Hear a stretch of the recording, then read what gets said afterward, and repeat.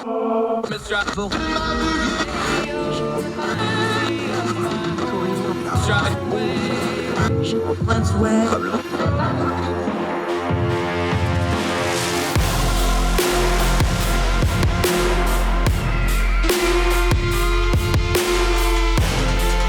your host, Andrew Donaldson. This is Heard Tell. Welcome back to Heard Tell. Okay, the most appearances ever on the Heard Tell program. The streak continues, and it extends like one of those bronchiosauruses that you can see behind him if you're watching on the YouTube channel. Michael Siegel, my friend, how are you, good doctor, sir? I'm good. How are you? We're hanging in there. Normally we talk science, but since you are in the great Commonwealth of Pennsylvania, there's some political shenanigans about in your state of residence, my friends. So we're going to talk about that first. You've been writing about it in Ordinary Times quite frequently on a couple different things, but with the January 6th committee doing things and the January 6th incident being on people's minds, the GOP nominee for governor, Doug Mastriano, is back in the news. Let's walk through this real slow for the folks in the back and them from Logan that are in overflow, because I don't want to lose people here. But you tweeted about this, the Reichstag fire. Now, I lived in Germany. I know a pretty good amount of German history. This is the cause celeb of false flag operations for a lot of people. This is what they point to. Just walk us through that real quick, if you would, please, sir. That has a lot of meanings to it. Some people see that as a good thing. A lot of people like me see that as one of the great evils of our world, because that opened the door to Nazism in Germany. Just walk us through that real slow, why that kind of rhetoric is very specific and should be very pointed and weighty when we use it. So what caused this to come up was that Doug Mastriano, who won the Republican nomination for governor since we last talked, compared the prosecution of people connected with January 6th to the aftermath of the Reichstag fire. So in 1933, the Reichstag burned down.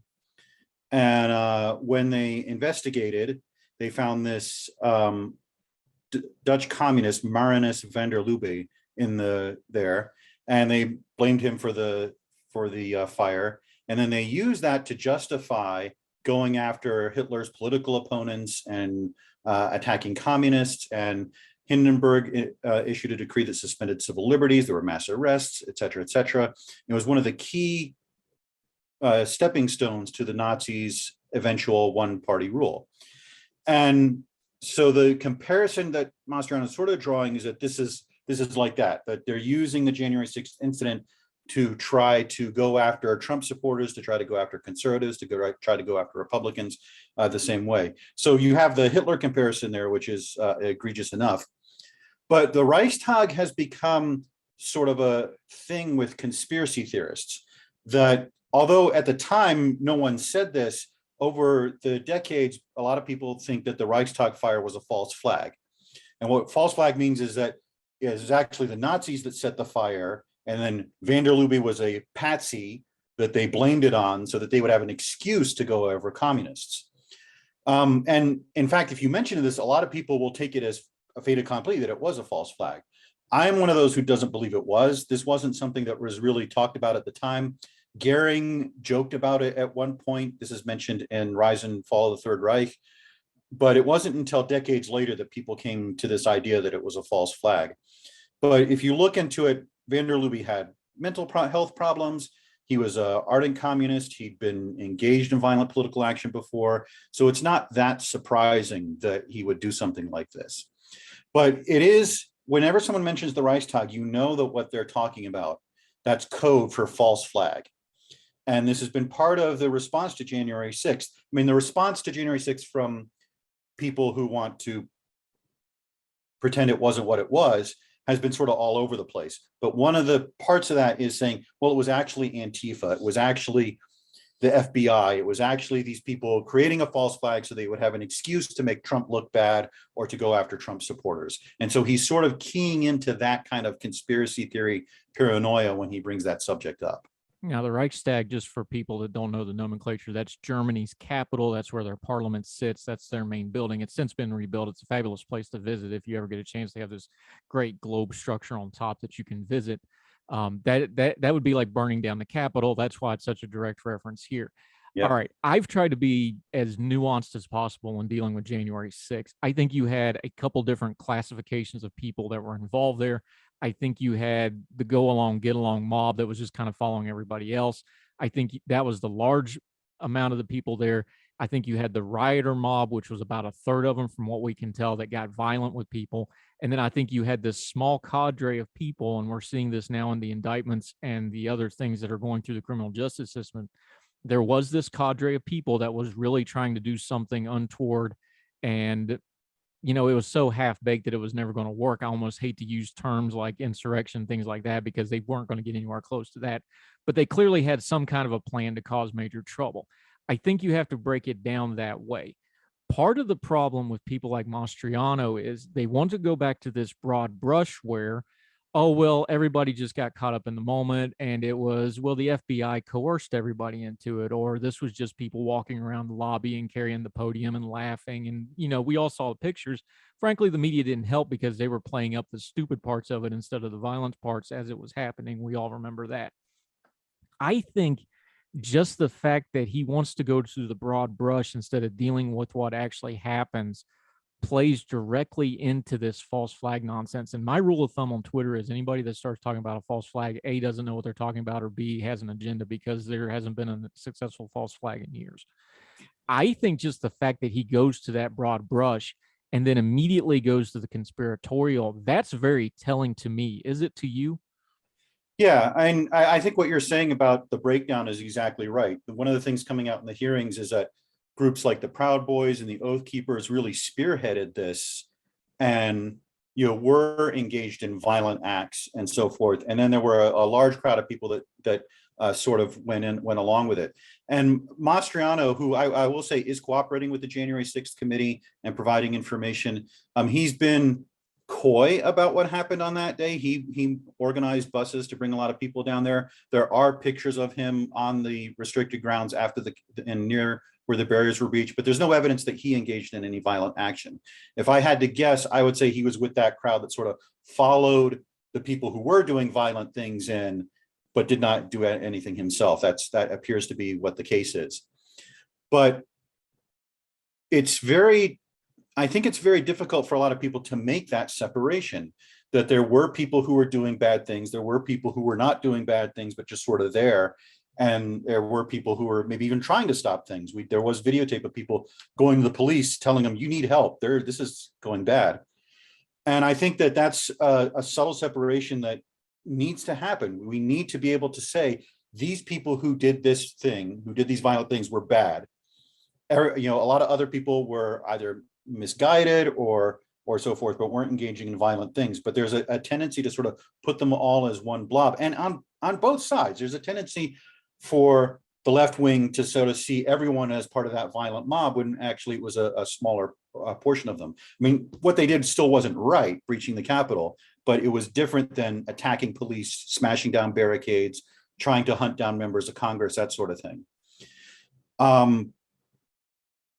There is sort of a comparison to what happened in 2020 with the George Floyd protests, that you had a mass majority of people who were peacefully protesting, and then you had this small cadre of people who were engaged in using the opportunity to riot and smash things and steal and so forth.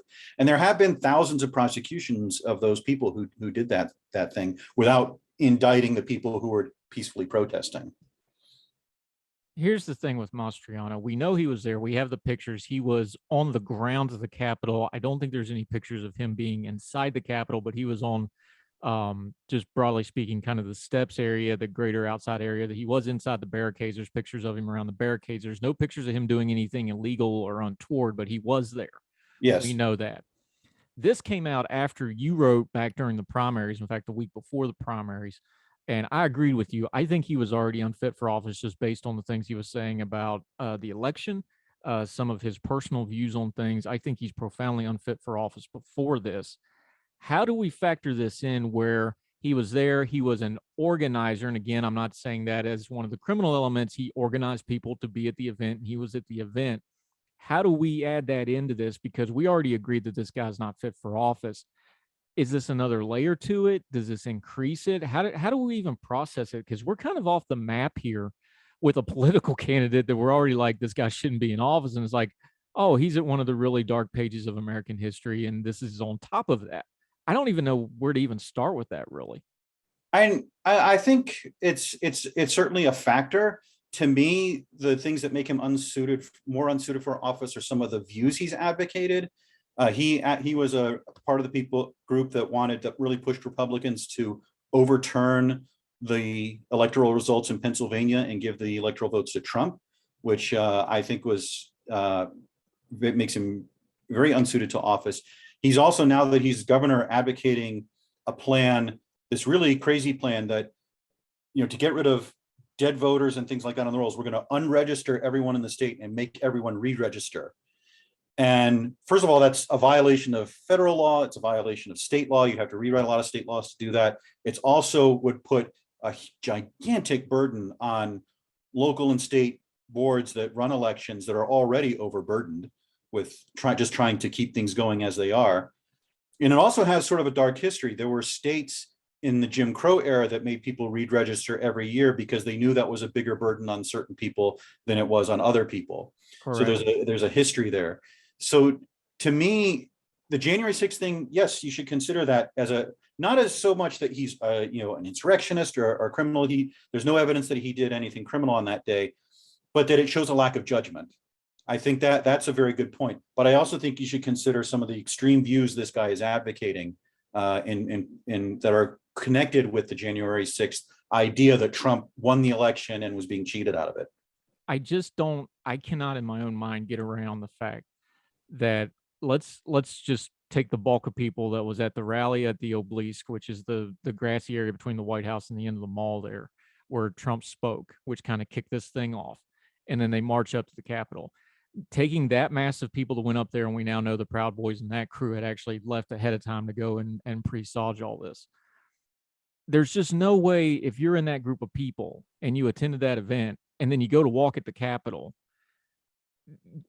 you would have to have a complete lack of agency to not know that, okay, this is not good, unless you're completely committed to the cause or you believe what's going on. There's just no way a rational person goes, this massive group of people, especially when they start throwing barricades and stuff. I have no sympathy for anybody that went in the building, because there's no way in your mind that went, oh, this is okay for us to go in the building. And I know a lot of people just walked through orderly and laughed and took selfies and left. I get that too. Mm-hmm. I just can't put my mind around it. I was like, that's the United States Capitol. It's a really, really big building. Like, you don't accidentally walk in there, especially in a mob. Like, I just can't in my own mind forgive it. Like, look, you knew something not okay, or at least not normal, was happening here, and you didn't turn around and leave. And the photos we got of Mastriano is, he's not one of those guys running to the cops going, hey, you need to organize better. You need to call backup. We got people doing it. We got Trump supporters doing that, going to the cops like, this has gotten out of hand. You need to call people. We have video of that. He's not one of those guys. And a lot of these other people weren't either. And I judge him for it. Yeah, I think it's entirely appropriate to judge someone for something like that. You have mobs get swept up. That's how mobs work. But you have to exercise a personal degree of agency, of judging the moment that you're in, and especially when you're a state legislator, as he was, and you've let a bunch of people down there. You have to take that as a responsibility that you're former Army officer. Like, he has taken an oath involving this stuff. I hold him to a higher account on that account. Yeah. And you have to sort of take some agency that because you are in that position of being a state legislature, because you brought people down there, you have a responsibility, to not get swept up in the moment. Yeah, Michael Siegel. Okay, we're going to take a quick break when we come back. Since we're talking hot button January 6th issue, you wrote about the hottest of hot button January 6th issues. One of the people that did actually die that day, Ashli Babbitt. We'll get into that, your Ordinary-Times piece on that. Our good friend, Dr. Michael Siegel, talking a little politics with our scientist friend, but he's good, level-headed, lots of wisdom. We're going to continue to talk through these really tough issues in a grown folk way with him right after this, as Her Tale continues.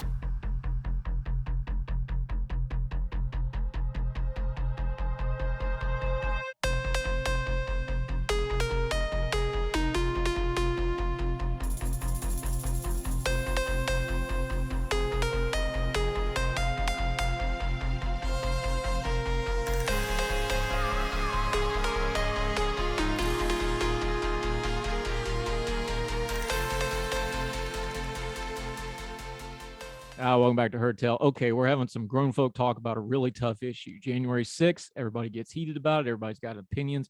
We're talking to our good friend Michael Siegel about it. All right, buddy, you at ordinary-times.com, you waded into the deep end of this thing. I'm just going to let you set it up because I don't want to put words in your mouth here because it's such a touchy issue for a lot of people.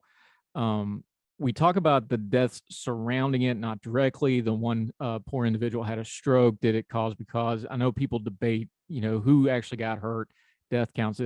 The one death that is inarguably connected to January 6th is Ashli Babbitt.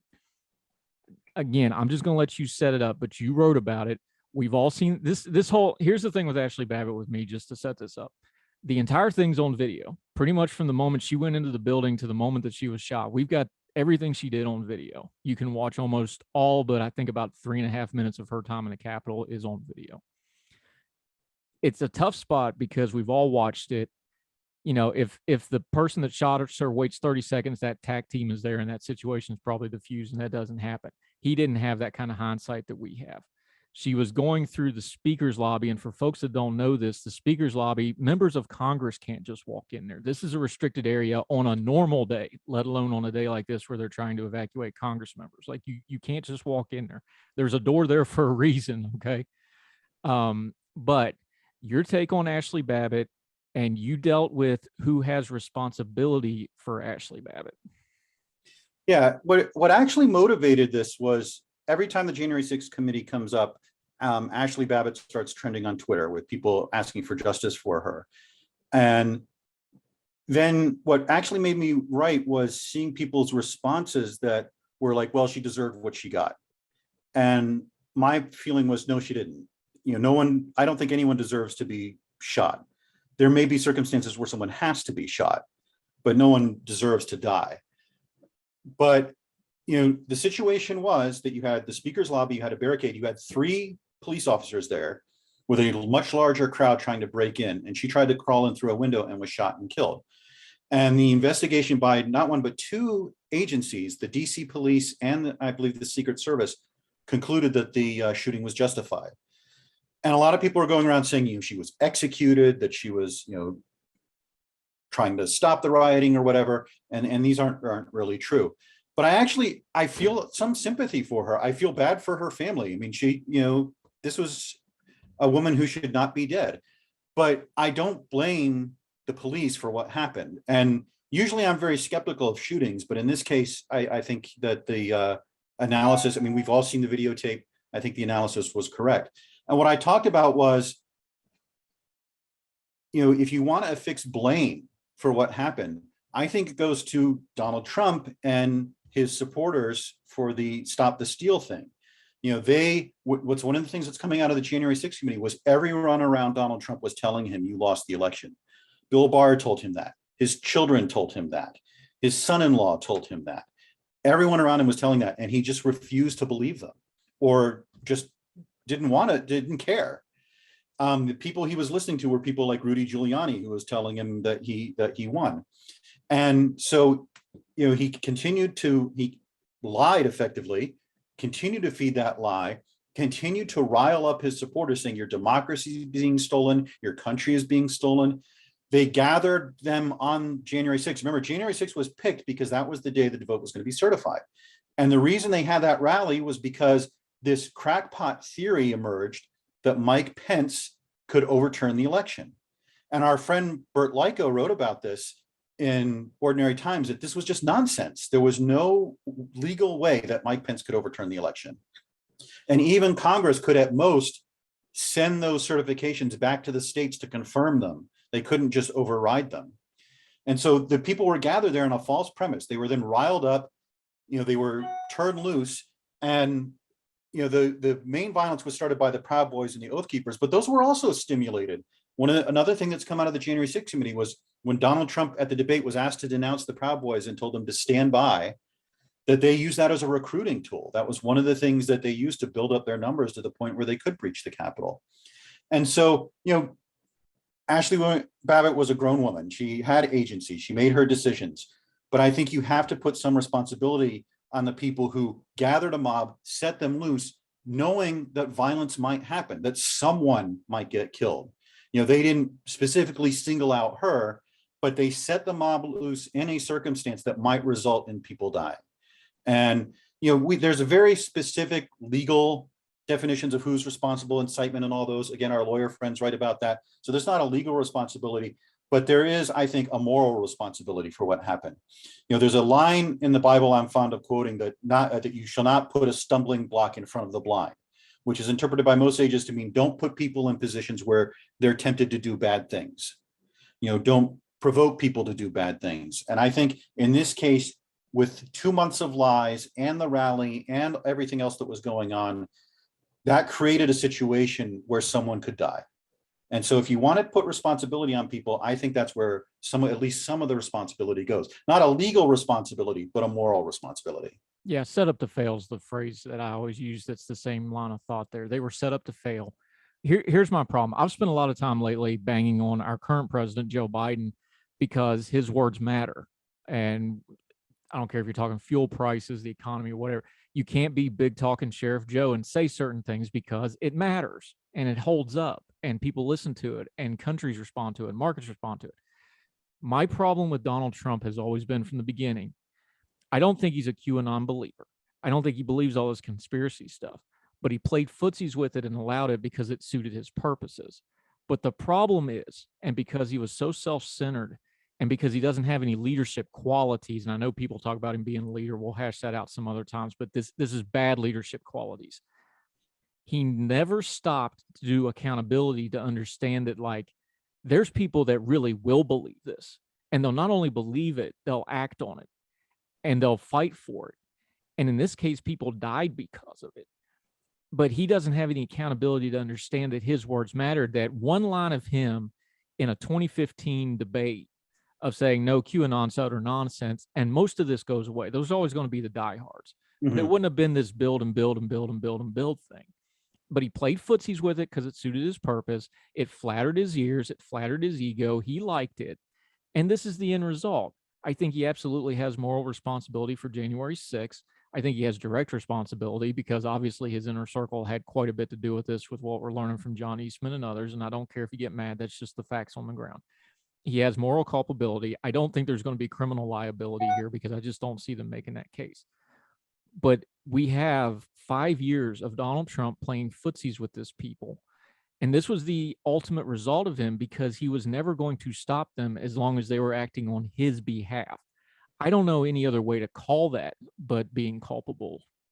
Am I way off base? But that's just where, like, beyond politics, beyond policy, beyond parties, you started this ball rolling, you kept it rolling, and when it ended up chasing you out of the temple as a big rock that almost crushed everything, if a few things hadn't broke, and only, I have no idea why we didn't have a body count attached to January 6th when you watch all that video back.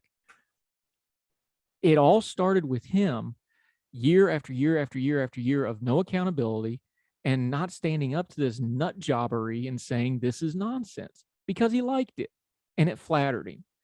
And that's morally repugnant to me. Yeah, and the comparison I sometimes make is to September 11th conspiracy theories. Whenever I would hear a congressperson make noises in that direction, I would get really angry because you're lending credibility to a conspiracy theory that is going to motivate people to do bad things. And QAnon, for those of you who don't know, QAnon is this theory that emerged on the internet that there was actually a secret satanic cannibal pedophile cabal in Washington, and Donald Trump was elected to bring all these people to justice. And he was asked several times, what do you think of this? Can you denounce it and so forth? And he said, well, I don't know much about it. I just know they support me and that's great. And when you let these things fester, they get bad. That's almost worse, really. I mean, it really is. It is winking at it. Because then you're either too stupid to function or you're in on it. Either which way you're out. And even aside from January 6th, I mean, Ashli Babbitt was steeped in QAnon stuff. Even aside from that, this stuff is tearing apart families. I mean, people have abducted their own children because they think their spouse is part of this conspiracy theory. This has been really bad. The Pizzagate thing, the guy walked into Comet Pizza with an assault rifle and by the miracle of God didn't kill a bunch of people because he realized it was crazy. Yeah, they came up with this idea that pizza orders for Comet Ping Pong Pizza were actually orders for sex slaves. And some guy went in there with a rifle to rescue all the sex slaves, and thankfully no one was killed. But this stuff has consequences. And, imagine if you had a Democratic president who was feeding 9/11 or winking at 9/11 conspiracy theories rather than just rejecting them, and what that would motivate. When you tell people that members of Congress are literally eating children, and that is fed and not denounced by people in power, what do you think is going to happen? When our children in danger is one of those things that bypasses our normal moral filters. That when we hear that a child is in danger of being hurt or harmed or killed, we want to do everything we can to save them. It's just a natural instinct. It is a moral thing for human beings. That's part of how we're wired. And when you have something like QAnon wiring into that, so you were talking about something tapping into very, very dangerous and powerful instincts that can motivate people to do really awful things. Michael Siegel, our good friend. This is a heavy conversation, but I think we have to have it because I think we keep taking these things piecemeal instead of taking them broad picture like this. We talked about that broad brush Mastriano used earlier. There's so much to this. I think we got to keep coming back out and zoom out a little bit and just go, no, this did not happen in a vacuum. It happened in a sequence, and the sequence is really, really important here. Just real quick, in a few minutes we got left, I'm not optimistic about the results of the January 6th commission. I don't think Congress should have been investigating this anyway, because number one, you don't let victims of a crime prosecute the crime, and number two is we now know there was people that was involved in it. On top of that, this should have been a special prosecutor, that sort of thing. This should have never been a congressional committee. However, they did it. We're going to get some information out of it. I'm not super optimistic anything actionable is going to actually come out of this. What's your thoughts on it? I sort of agree. I think that's the key feeling of everyone, that not a lot of actionable stuff is going to come out of it. I think that a lot of information is being revealed. I mean, I'm kind of a political junkie, and some of the stuff coming out is information to me about how so much of this was spearheaded by the Proud Boys and the Oath Keepers and so forth. So I think having that information out there is going to be helpful. But in terms of if it's going to move the needle on anyone, how they feel about January 6th, I don't know. I think it may be at the fringes. I don't think it's going to result in any legal consequences for anyone. That's already being handled by the Justice Department. But we'll see. We'll see what happens. It's hard to anticipate how people are going to respond to things politically. But yeah, I sort of agree that I don't think this is going to move a lot of people's feelings on this issue. No, I think this cake is baked and everybody's pretty much where they're at on it, unfortunately. But there will be, I think in hindsight, there'll be information here that'll be important for the future. Michael Siegel, my good friend, I appreciate your time. Next time you come back on, we're going to go back to talking about science. I promise. We've had you politics a little heavy lately. We'll, because there's actually some really cool stuff going on in the space realm right now that we want to get to. Tell us what you got going on. Why are there dinosaurs chasing you on your background there? And let folks know about where you're writing in your social media, my friend, especially that great YouTube channel you got where you cover sci-fi. The dinosaurs are because I'm in the midst of watching the BBC Apple TV Plus series Prehistoric Planet, which is a nature documentary about dinosaurs with Attenborough and so forth. If you've seen Blue Planet or any of the things he's done, it's in that style. And it's... How many syllables does he use for Bronchiosaurus? Oh, probably about 47, but he's like 98, isn't he? He's 96 years old. 96, I hope I get to that age and have a tenth of his energy at 96. But it's an extraordinary documentary, and if you have the means, if you have a subscription or have access to BBC, I highly recommend it. Probably in a month, the big thing that's going to happen is a release of the first science images and results from JWST. So that will be really fun when that happens. And I just did a video on the science of Star Wars, which a lot of people really liked, and hopefully do another video in a couple weeks. I set off a Twitter argument over the Millennial Falcon because it's supposed to be a cargo ship. And the debate is, well, now they've retconned it. It's not actually a cargo ship. It's a tugboat. It was to push other freight that was stacked up.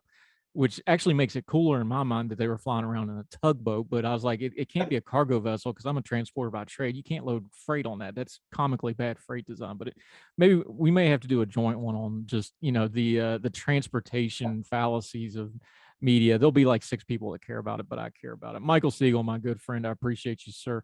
One last really quick question though, because I just have to ask you at least one science related thing. Do you think they will actually succeed in killing off daylight savings time? I hope so. The evidence is that it doesn't save any energy, but it hurts people's health and causes traffic accidents. So I certainly hope so. I think it's one of those things that everyone knows is bad and no one's willing to stop. So maybe it'll happen on a state by state basis, but I hope so. What a statement for the times we live in. Everybody knows it's bad, but nobody wants to stop it. Dr. Michael Siegel, our really good friend. Thanks for the time, my friend. And we'll do something a little lighter next time. I promise, buddy. All right. Glad to be on again. Thank you, sir.